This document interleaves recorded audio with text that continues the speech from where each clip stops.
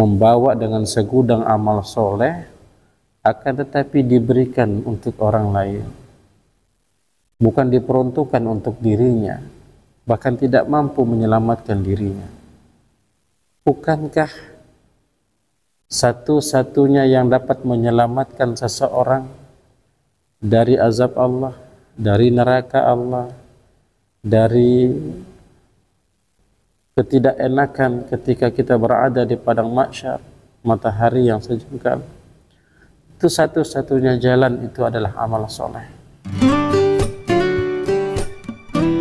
Assalamualaikum warahmatullahi wabarakatuh. Alhamdulillahi rabbil alamin, wal aqibatu lil muttaqin. Asyhadu an la ilaha illallah wahdahu la syarikalah, wa asyhadu anna Muhammadan abduhu wa rasuluh. Allahumma sholli ala sayyidina Muhammadin wa ala alihi wa sahbihi ajmain. Amma ba'du. Hadirin kaum muslimin, kaum muslimat, para pemirsa dimanapun Anda berada, kembali lagi di program Pintu Religi Penyuluh Agama bersama Ustadz Muhammad Solehan, penyuluh agama Islam Kecamatan Baulan, Kabupaten Toledo. Tema kita pada kali ini, kita akan membahas tentang ciri-ciri orang-orang yang merugi. Hadirin para pemirsa dimanapun Anda berada, kalimat rugi ini merupakan istilah yang ditakuti oleh semua orang, karena kalau kita melihat tidak ada manusia di muka bumi ini yang ingin mengalami kerugian, baik kerugian dalam bentuk materi ataupun non materi. Maka semua manusia jikalau ditanya tentang keuntungan, maka mereka akan menjawab dengan saya ingin untung, saya ingin bertambah, dan seterusnya. Akan tetapi Rasulullah Shallallahu Alaihi Wasallam memberikan informasi kepada kita terkait ada ciri-ciri manusia yang tidak sengaja dan ia tidak merasa kehidupan di dunia ini ternyata menghantarkan dirinya untuk terjerumus sehingga ia menjadi manusia yang disebutkan oleh baginda Nabi Shallallahu Alaihi Wasallam, yaitu manusia yang merugi.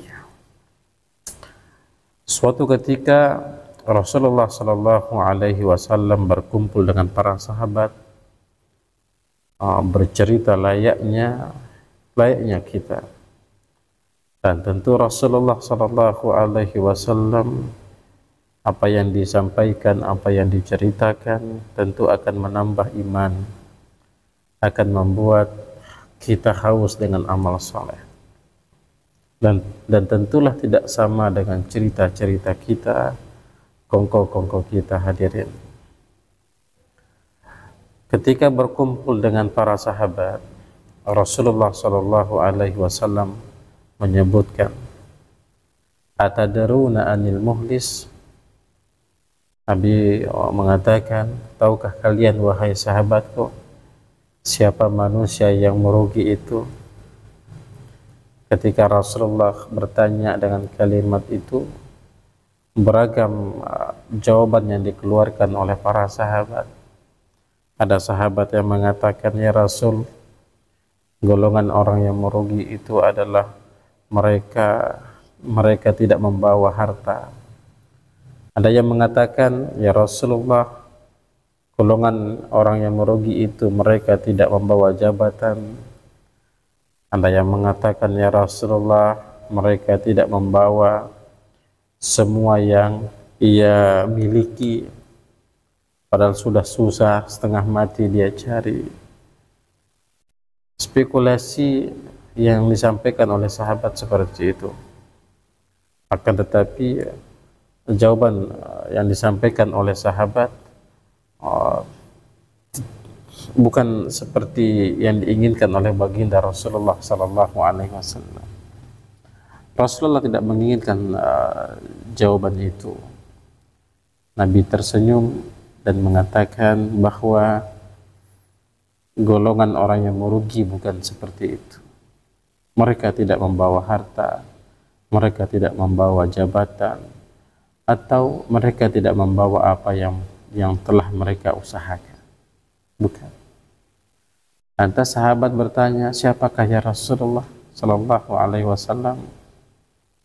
Maka Rasulullah sallallahu alaihi wasallam pun memberikan jawaban dengan detail.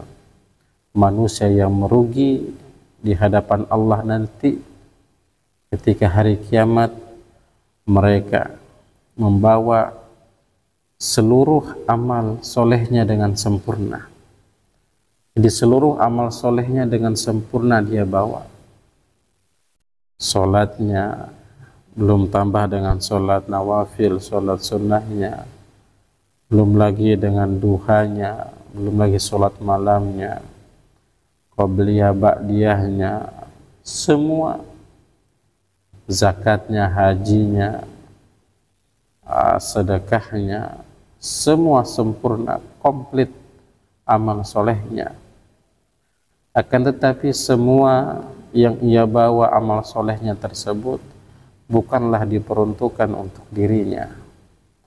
Ternyata keseluruhan amal soleh tersebut ternyata tidak ditujukan untuk dirinya, bukan untuk menyelamatkan dirinya, melainkan untuk diberikan kepada orang-orang yang pernah ia sakiti, yang ia pernah zalimi. Ketika lisan ini tidak dijaga, maka lisan ini yang akan membuat terkurasnya seluruh amal soleh. Ketika tangan ini tidak bisa kita kontrol, ternyata dari aspek tangan inilah yang membuat longsornya amal soleh kita. Semua anggota tubuh kita, ketika kita menyakiti seseorang, ketika kita menzolimi seseorang, ternyata apa yang melekat pada diri kita inilah yang membuat derasnya, longsornya amal soleh kita yang kita bawa di hadapan Allah dalam keadaan utuh dan sempurna. Nauzubillah. Bukankah ini merupakan tipe manusia celaka, tipe manusia yang merugi, membawa dengan segudang amal soleh akan tetapi diberikan untuk orang lain, bukan diperuntukkan untuk dirinya, bahkan tidak mampu menyelamatkan dirinya. Bukankah satu-satunya yang dapat menyelamatkan seseorang dari azab Allah, dari neraka Allah, dari ketidakenakan ketika kita berada di padang mahsyar, matahari yang sejengkal, itu satu-satunya jalan itu adalah amal soleh. Akan tetapi amal soleh tersebut tidak bisa berbuah kebaikan karena kita berikan kepada orang. Makanya lisan ini penting. Salamatul insan wa hafizil lisan. Keselamatan seseorang itu terukur dari sejauh mana ia menjaga lisannya. Maka orang beriman jikalau berbicara, dia akan berfikir-fikir, hati-hati. Dan ciri-ciri orang beriman itu hati-hati merupakan wujud dalam pakaian dirinya. Orang beriman itu hati-hati itu merupakan nilai akhirat untuk dirinya, karena ia selalu berpikir baik atau tidak setiap apa yang ia keluarkan. Itu tipe orang beriman, hadirin. Jadi kita akan membawa segudang amal soleh kita dengan sempurna, tapi setelah itu kita bagi-bagikan kepada orang-orang yang telah kita sakiti, yang telah kita zalimi. Untung-untungan kalau di dunia hal itu terjadi, Mungkin kita masih bisa mencari alamatnya dengan men-share di Facebook, di YouTube, dengan live streaming, kemudian di-share, dibagikan sebanyak-banyaknya. Mungkin dengan cara itu mudah untuk kita mencari orang yang pernah kita sakiti, yang pernah kita membuat dengan anggota tubuh kita ia merasa terzolimi. Mungkin dengan cara itu kita akan dimaafkan. Akan tetapi di akhirat nanti jauh daripada itu, yang jauh daripada itu yang terjadi. Di akhirat tidak ada lagi komunikasi HP, tak ada lagi yang namanya internet. Semuanya kembali pada zaman dahulu. Bayangkan dari Nabi Adam sampai umat Nabi terakhir, umat Nabi Muhammad, itu kita harus mencari, memilih, kita mencari mana orang yang telah pernah kita sakiti. Itu pun ketemu, bukan untung, melainkan buntung. Kenapa? Karena kita memberikan seluruh amal ibadah kita kepada orang yang pernah kita sakiti. Dan inilah kerugian yang terbesar, hadirin. Maka Rasulullah SAW memberikan isyarat untuk berhati-hatilah dalam bertindak, berfikirlah dalam berucap, hati-hatilah untuk menyampaikan atau mengingatkan, hati-hatilah untuk jangan sampai aspek perilaku kita membuat orang lain terzolimi atau tersakiti. Allah Subhanahu wa taala berfirman, wa ahsinu indallaha yuhibbul muhsinin. Kebaikan Allah itu dekat, melekat kepada orang yang berbuat baik kepada saudara-saudaranya. Semoga Allah memberikan kita petunjuk sehingga Allah menjauhkan kita terhadap sisi-sisi orang-orang yang menjadi promotor untuk selalu merugikan orang lain. Ingat, Rasulullah memberikan ultimatum kepada kita. Manusia yang merugi itu adalah manusia, dia bawa seluruh amal solehnya, akan tetapi bukan untuk dirinya, melainkan dia berikan kepada orang lain. Semoga Allah menjaga diri kita.